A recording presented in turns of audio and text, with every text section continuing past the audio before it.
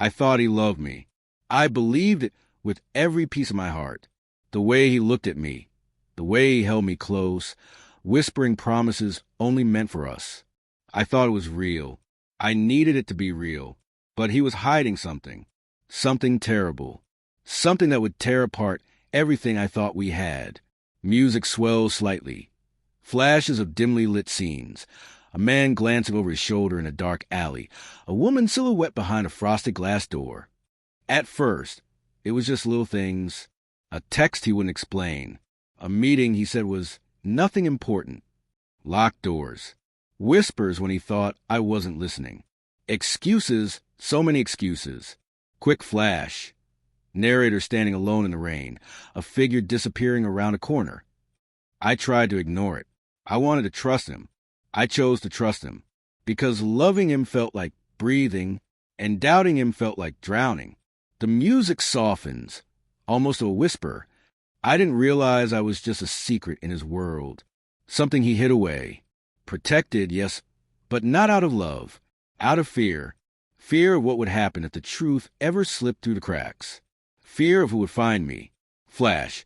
A blurry image of two people arguing in a parking lot at night. I used to dream about our future. Weddings, promises. A forever made of whisper mornings and late-night laughter. But now when I close my eyes, all I see are the things he never told me. The lies wrapped up like gifts in his sweet, perfect words. The music fades almost completely, leaving a heavy, raw silence. And by the time I uncovered the truth, it was already too late. Soft breath, almost a whisper. Way too late. Music rises again, a low, haunting melody. Narrator more resolute. This isn't just a story about love. It's a story about betrayal. About finding yourself when the one you trusted most was the one tearing you apart. And if you think you know how this ends, you don't. I still remember the first time I saw him. It was one of those golden fall afternoons when the sun just kisses everything in a soft, warm glow. I was sitting under an old oak tree on campus, flipping half-heartedly through my psychology textbook, pretending to study, when he appeared, like he had stepped right out of one of those dreamy scenes from a movie. His name was Jake. Tall, with messy dark hair that looked like he ran his hands through it 1,000 times a day, and eyes. God, his eyes. They were this deep shade of green, like fresh leaves after spring rain. And when he smiled at me, this small, crooked smile that made one side of his mouth lift higher than the other, my heart actually skipped a beat. I had always thought that was just something people said, but in that moment, it was real. Terrifyingly real. He introduced himself with a casual confidence that made me feel like we'd known each other forever. Within minutes, we were laughing about how boring our classes were, trading stories about crazy professors and overpriced coffee. It was effortless, easy, like breathing. Jake was different. In a sea of loud frat boys and overachieving honor students, he was something else entirely. Calm, attentive. When I spoke, he actually listened, like every word mattered. He started showing up everywhere. In the library, at the little cafe I loved near the quad, at late-night study groups. And every time, it felt less like coincidence and more like fate. Our first date was something out of a fairy tale. He took me to this tiny, hidden bookstore downtown, the kind with creaky wooden floors and the scent of old paper hanging thick in the air. We spent hours getting lost in dusty shelves, sharing our favorite childhood books, and making stupid bets about who could find the weirdest title. When we finally left, he handed me a worn-out copy of Wuthering Heights with a note tucked inside, for the girl who believes in magic. And I did, especially when I was with him. The weeks that followed were a whirlwind. Late-night drives with the windows down, singing badly to 90s songs. Coffee dates that turned into 5-hour conversations. Surprise flowers left outside my door. Jake made me feel like I was the only girl in the world. Like I was chosen. But looking back, there were signs. Small, almost invisible red flags I brushed aside without a second thought. He never really introduced me to his friends. Whenever I asked, he would just chuckle and say, "You're all I need right now." And whenever I tried to take a picture of us together, just a silly selfie to capture a perfect moment, he would gently pull away. teasing, "I'm camera shy, remember?" At the time, it felt endearing. Now, I'm not so sure. Still, none of it mattered then, because when he looked at me, I didn't see secrets or shadows.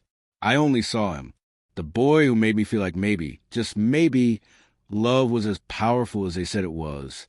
If only I had known then how much power love really holds, and how easily it can be used to destroy. I don't know when exactly it happened, when he became the center of my world. Maybe it was the way he smiled at me like I was the only thing in the room that mattered. Maybe it was how he made the everyday moments feel like little pieces of forever. One evening, just as the sun was melting into a gold and pink sky, he turned to me, brushed a strand of hair behind my ear, and said it so soft, so sure, "I love you." My heart stopped. Time didn't slow down. It shattered, crashing into 1,000 moments I would never forget. I blinked up at him, not even sure if I had heard it right. But his eyes, God, his eyes, they held me there, trembling in that beautiful, terrifying truth. "I love you too," I whispered, my voice cracking from the weight of it. It felt like stepping off a cliff and realizing you could fly. After that, everything bloomed. We talked about the future, not in the way you do when you're dreaming out loud, but like we were building something real. Late nights tangled up on his couch, sketching out silly plans. A tiny house somewhere by the water, a dog we'd rescue and spoil rotten, road trips with no maps, just us getting lost and laughing the whole way. It was a kind of happiness I never knew I was allowed to have, a kind of closeness that made the world outside feel distant, almost imaginary.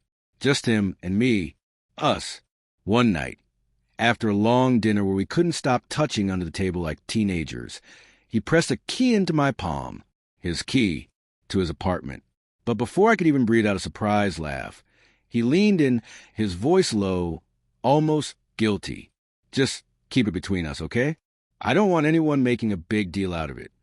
No one around. No grand gesture. Just a secret tucked into my hand, warm and heavy." I should have asked why. I should have wondered what he was hiding. But I didn't, because in that moment, all I could feel was the heat of his fingers brushing mine, the dizzy rush of being chosen. He wanted me close. That was enough. The red flags were there, faint and flickering, like warning lights on the edge of a dream. The way he sometimes pulled away when I asked too many questions. The way he'd vanish into his phone when he thought I wasn't looking. The way he called me his everything. But only behind closed doors. But love is a strange kind of blindness. IT wraps around you like a soft blanket, muffling the doubts, the whispers, the tiny alarms. I told myself he was just private, careful, maybe even scared of how much he felt for me. And wasn't that kind of beautiful, too? Weren't the best things in life a little messy, a little complicated? I curled up on his bed that night, his key resting on the nightstand like a promise I didn't know was already cracking. In the dark, I traced my fingers over the cool metal, smiling to myself, believing, needing to believe, that this was the beginning of everything I had ever dreamed of. I had no idea that love, the kind that burns too bright too fast, can sometimes leave the deepest scars. And the secrets we think we can live with have a way of pulling us under when we least expect it. At first, it felt like Jake and I were building something sacred, something untouched by the noise of the outside world. I remember the night I asked him if we should post a photo together. It wasn't anything major, just a silly selfie we had taken at the lake, sun dripping off our faces, both of us laughing like kids. It felt real. It felt like something worth sharing. But Jake just smiled that soft, disarming smile of his and said, "Babe, I'm just private. I don't like putting my personal life out there." He reached out and tucked a loose strand of hair behind my ear like he always did when he wanted to distract me. "Besides," he added, his voice dropping low, "my ex, she's crazy. If she sees anything, she'll find a way to ruin it. I just want to protect what we have." I nodded. Of course I did, because who wouldn't want to protect something so beautiful? But somewhere deep inside me, something flickered, a small, uncertain flame. And no matter how hard I tried to ignore it, it wouldn't go out. It didn't stop there. Every time I brought up meeting his friends, maybe grabbing dinner with his brother like he'd once mentioned. There was always some excuse. They're busy. Work's been insane for them. Trust me, you wouldn't have fun. I told myself not to overthink it. I mean, hadn't Jake shown me over and over how much he cared? He called me every night. He planned weekend getaways for just the two of us. He made me feel like the only person in the world. Still, it started to gnaw at me.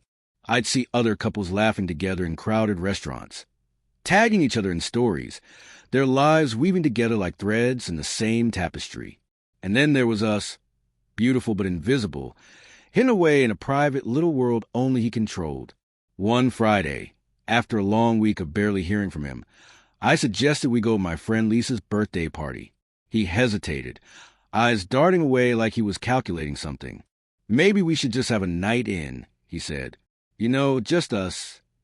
But Lisa's been planning this for weeks. I protested. She really wants to meet you. Jake's face tightened. You know I get anxious around big groups. Can't it just be you and me? Like always.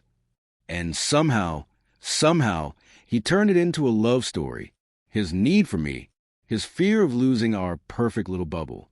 He made it sound like the world was dangerous and ugly, and what we had was something too rare, too delicate to risk. And once again, I caved, because loving Jake meant understanding him. Or at least, that's what I told myself. But the more time passed, the smaller my world became. I found myself pulling away from my friends, making excuses I didn't even believe. Work's been crazy. Jake and I already had plans. Maybe next time. At first, they understood, but after a while, the text slowed. The invitation stopped. The loneliness crept in quietly, like fog under a door. Still, I clung to Jake like a lifeline, believing in the dream he spun so effortlessly, believing that this was love. Even when my own reflection started looking unfamiliar, this quieter, more careful version of me, I told myself it was just growing pains. That real love sometimes asked you to sacrifice. That maybe Jake knew something about the world that I didn't. Maybe he was right to protect us. Maybe he was right to protect me. But late at night, when he wasn't there, when the silence grew too heavy to ignore, I would scroll through my lonely, empty social media, the blankness of it all staring back at me like a warning I didn't want to read. A warning that maybe I was disappearing, piece by piece. And I didn't even know it yet. What was coming next would shake the very foundation of everything I thought I knew about Jake and about myself. I still remember the way the night air clung to my skin, cool, a little heavy, like it was carrying secrets I wasn't ready to hear. I had just left a small bookstore downtown, arms wrapped around a paper bag filled with the new novels Jake said he wanted to read with me. The streets were quieter than usual. Lamps buzzed low overhead, tossing long, restless shadows across the sidewalk. I was half lost in a daydream about the weekend Jake and I had planned, when I heard a voice behind me. Hey, you're Jake's girl, right? I turned around to see a guy about our age, messy brown hair, leather jacket, casual smirk. I didn't recognize him, but there was something about his eyes, a flicker of something, gone too fast to name. Yeah, I said, clutching the bag tighter to my chest. I'm with Jake.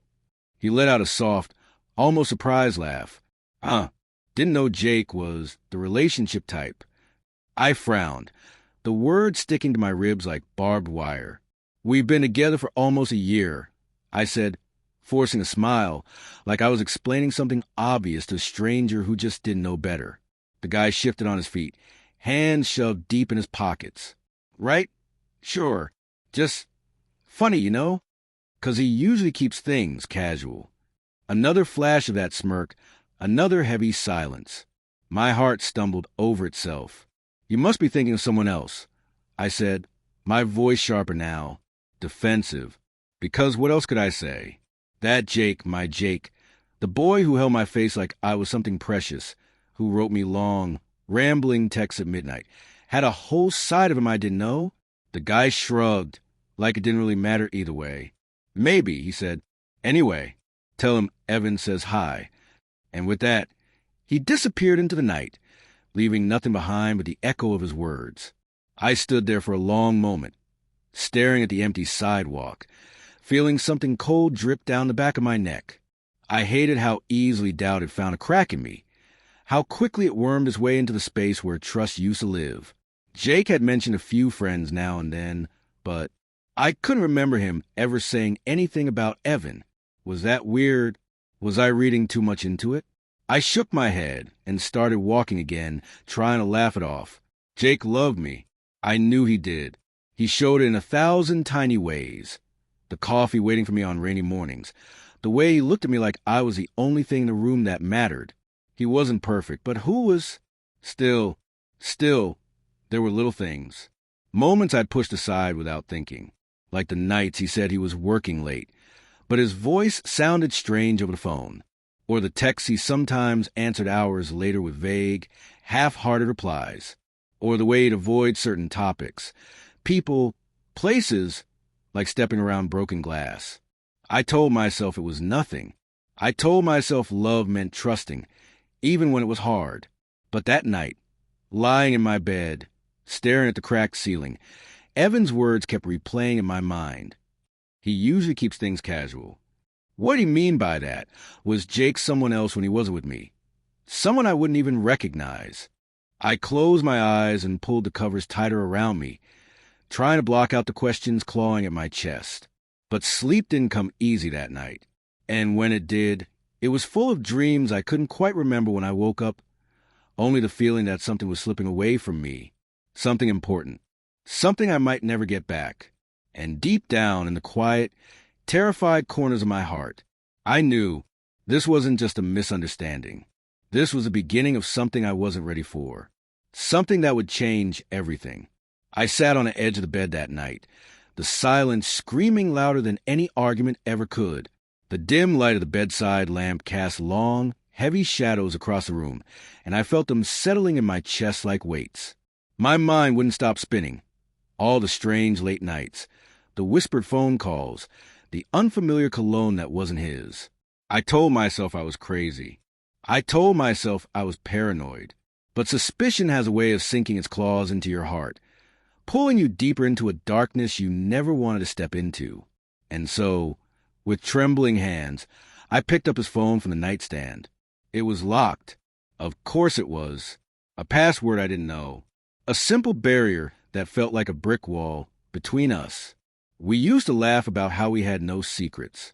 "What's mine is yours," he would say, brushing my hair from my face, his eyes sparkling with the kind of love that made me believe in forever. Now, staring at the cold, lifeless screen, all I felt was distance and doubt. I set the phone down, my fingers lingering on it longer than they should have, as if maybe it would unlock itself if it could feel how badly I needed the truth. I knew it was wrong. God, I knew it. But something inside me, something scared and desperate, pushed me forward. I opened the drawers in his desk, one by one, heart pounding so loudly I was sure the whole world could hear it. Most of it was normal, bills, random pens, half-used notebooks. And then, tucked beneath a pile of old receipts, I found something, a crumpled piece of paper, a receipt, dinner for two at a restaurant I'd never been to, a fancy place, the kind you make reservations for weeks in advance. The date stamped at the top twisted my stomach into knots. It was last Friday night, the night he told me he was working late at the office.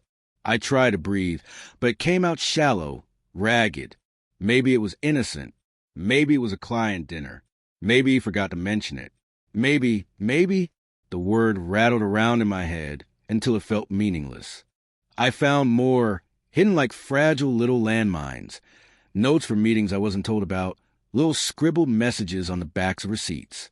A time, a place, no names, never a name. It wasn't hard evidence. It wasn't a photograph of him kissing someone else.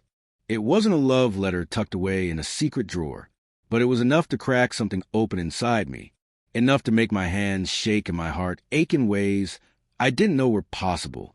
I sank down onto the floor, paper strewn around me like the broken pieces of life I thought I knew. Guilt gnawed at me. I was the one snooping, betraying trust, crossing lines I swore I never would. But suspicion screamed louder. And it wasn't something I could just quiet anymore. Tears burned at the edges of my eyes, but I blinked them away, forcing myself to stay clear, to stay focused. I needed more. I needed something real. Because part of me, the foolish, stubborn part, still wanted to believe that there was a good explanation, that the man I loved wasn't capable of the things my mind was now imagining in vivid, painful detail. I gathered everything up, tucking it back exactly where I found it, leaving no trace behind. But even as I put everything back in its place, I knew nothing was where it belonged anymore. Not in this room. Not between us. The clock on the nightstand ticked on, each second feeling heavier than the last. He would be home soon. I sat there, back against the bed, staring at the door, wondering which version of him would walk through it tonight. The man who kissed my forehead and made me feel safe, or the stranger who lied with a smile so convincing. Even I want to believe it, I didn't know. All I knew was I couldn't go back to pretending anymore. And I had a feeling, a terrible, bone-deep feeling, that whatever truth I uncovered next was going to change everything. I don't know what possessed me that evening. Maybe it was the way Jake had been acting, distant, distracted, like his mind was always somewhere else whenever we were together. The way he'd look at his phone, and his face would darken just slightly, enough for me to notice, but not enough for me to ask. I told myself I was crazy, insecure, but when he said he had work again for the third night in a row, something inside me snapped. Without thinking, I grabbed my coat and slipped out after him, heart pounding like a drum against my ribs. The air was cold, heavy with the scent of rain about to fall. I stayed a few paces behind, my footsteps silent, praying he wouldn't turn around and see me.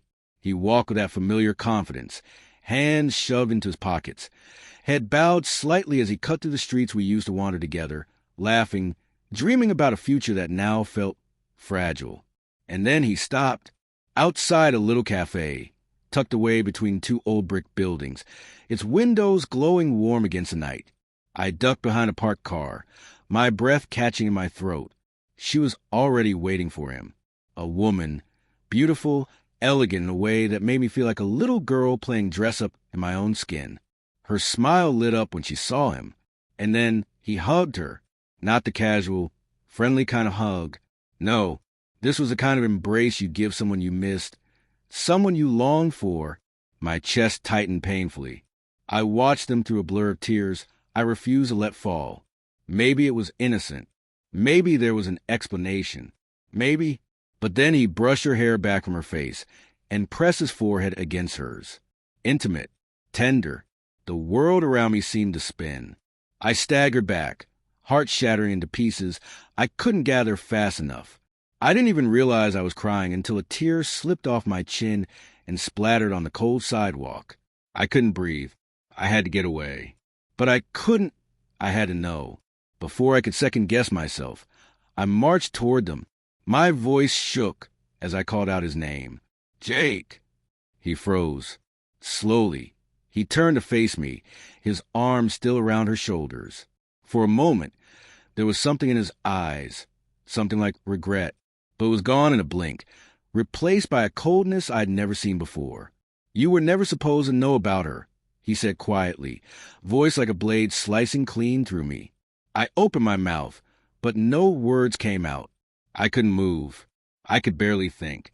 The woman looked between us, confused, her smile faltering. She said something to him in a low voice I couldn't hear.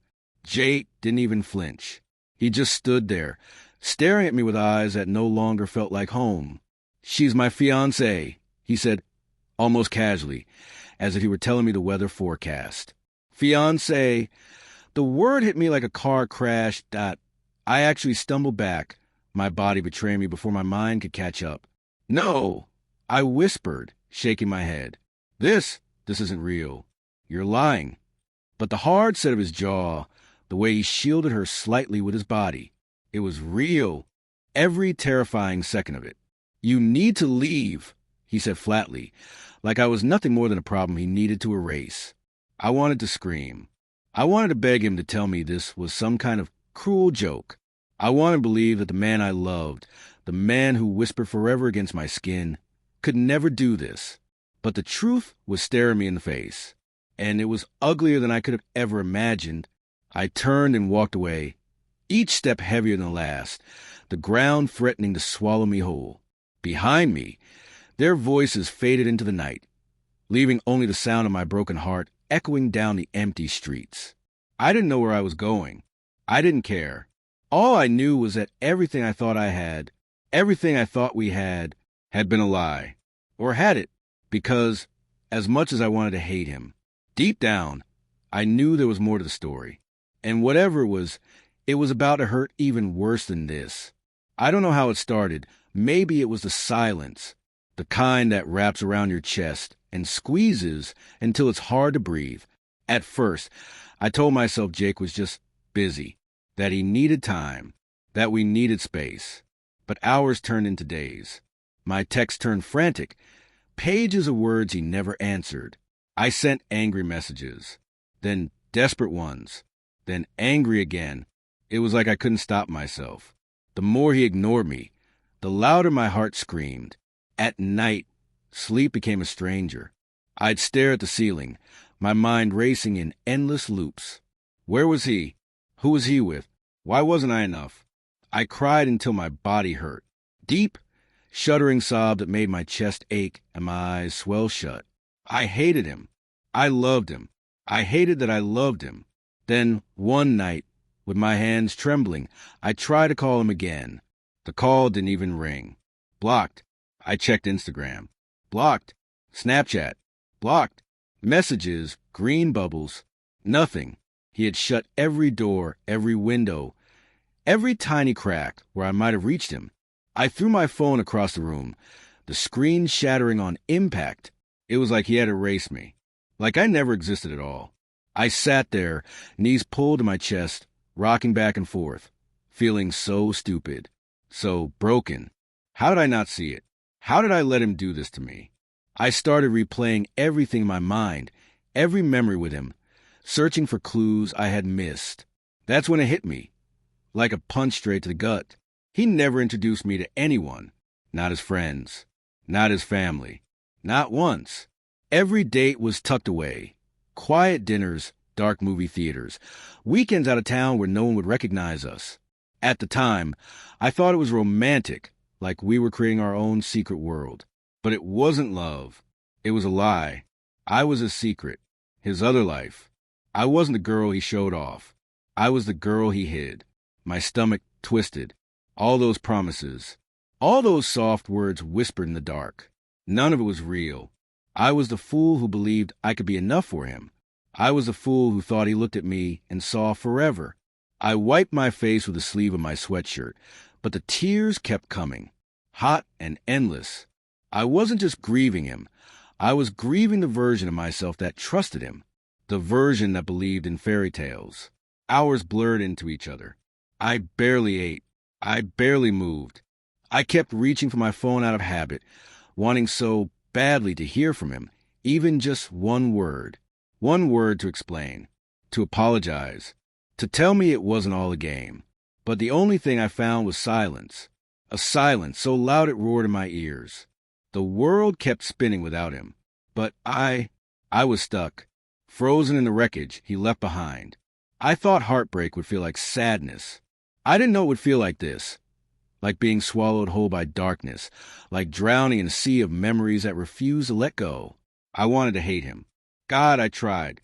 But somewhere inside me, the part that still loved him, still hoped.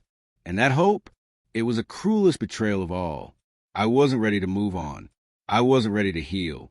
Not yet, because a small, foolish part of me still wondered, what if he came back? And that thought alone was enough to shatter whatever pieces of me were left. I couldn't breathe. Every time I closed my eyes, I saw Jake smile, the same smile he gave me, now gifted to someone else. And she, his fiancée, walked around like she held the world in her hands. If only she knew the truth. If only someone could shake her awake. Someone like me. I spent nights crafting messages she couldn't ignore. I made fake accounts, ones with names she wouldn't recognize, and sent her screenshots, videos, proof. Every message I wrote felt like carving pieces out of my own heart. Please, I begged without saying it, see the truth. Save yourself before it's too late.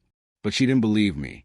Instead, she posted on her story, all sunshine and smiles, captioning it, "Some crazy stalker trying to ruin my happiness zany face." Jake's lies wrapped around her so tight, she didn't even realize she was drowning.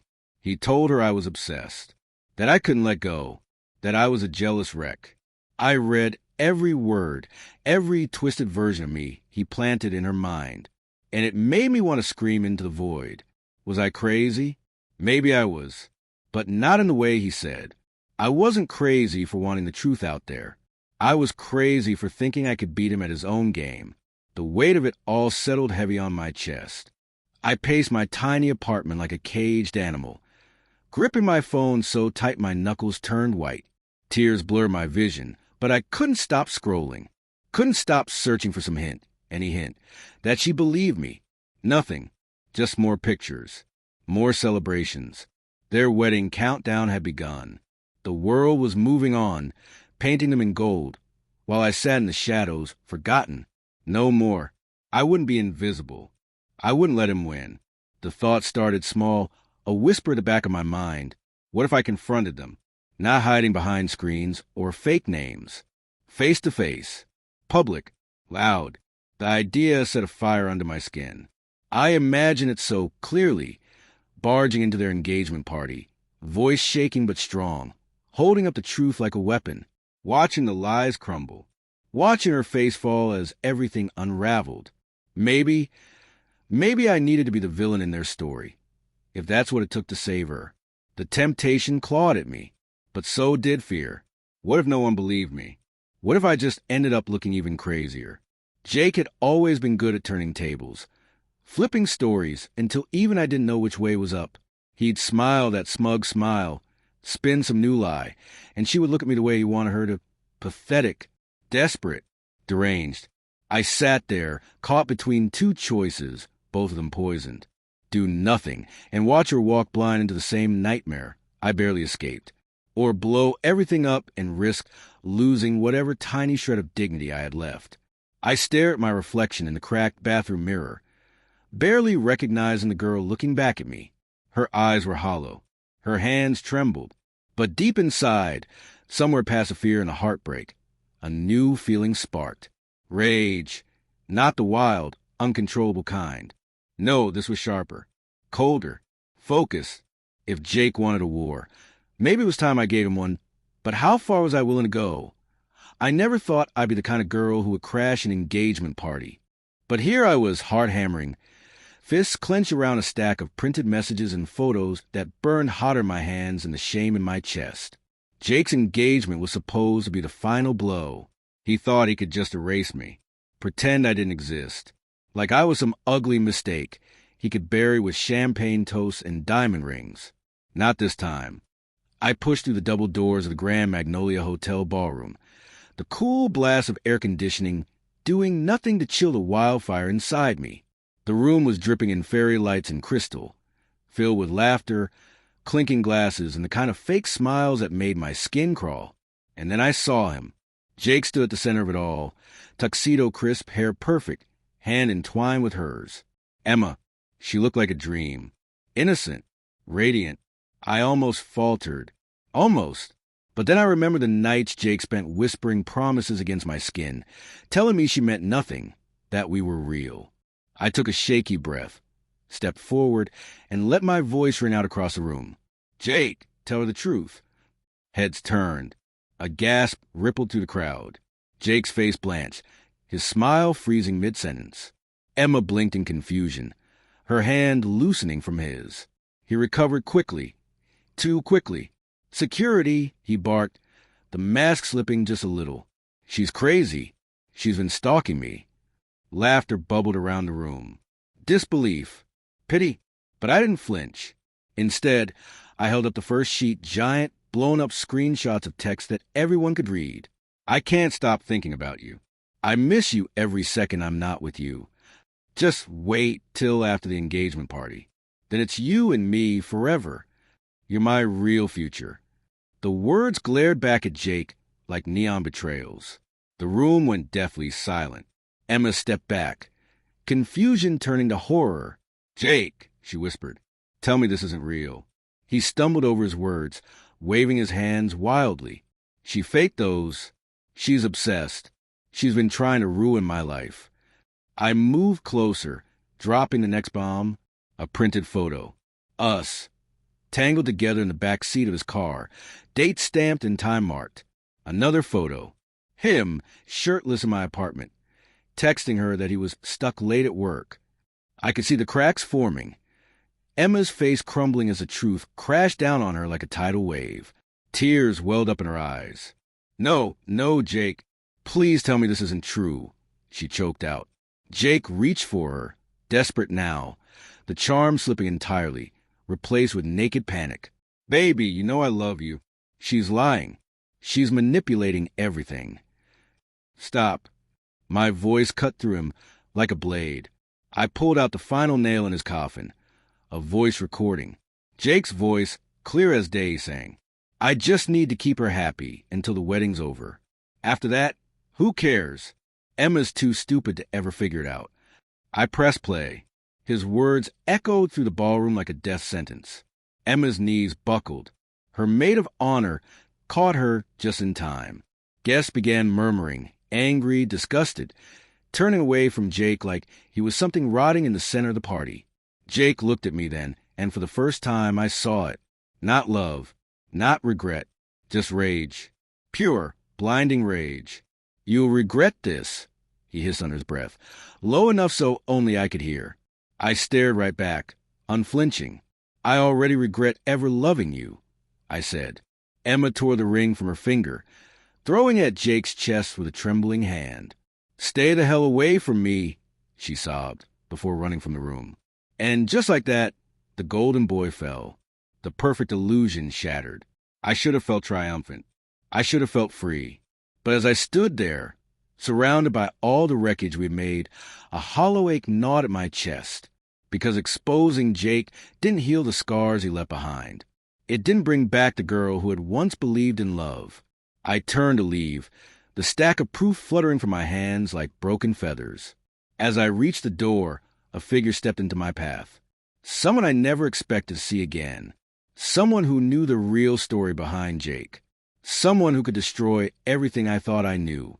And in that moment, I realized this wasn't the end of the story. It was only the beginning.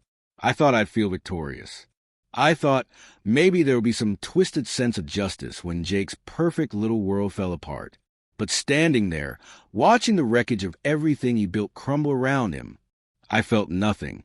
Nothing but this cold, heavy ache deep in my chest. Words spread faster than wildfire. About his lies. About how he played us all. The woman he left me for? She found out everything. How she was never the only one. How none of us ever were. I guess heartbreaks sound the same, whether whispered in a tearful phone call or screamed across a crowded room. She didn't just leave him. She exposed him. One by one, his friends dropped off. His social media, once flooded with adoration, turned into a wasteland of judgment and disgust. His business partners, the ones he always bragged about, pulled out too. Reputation?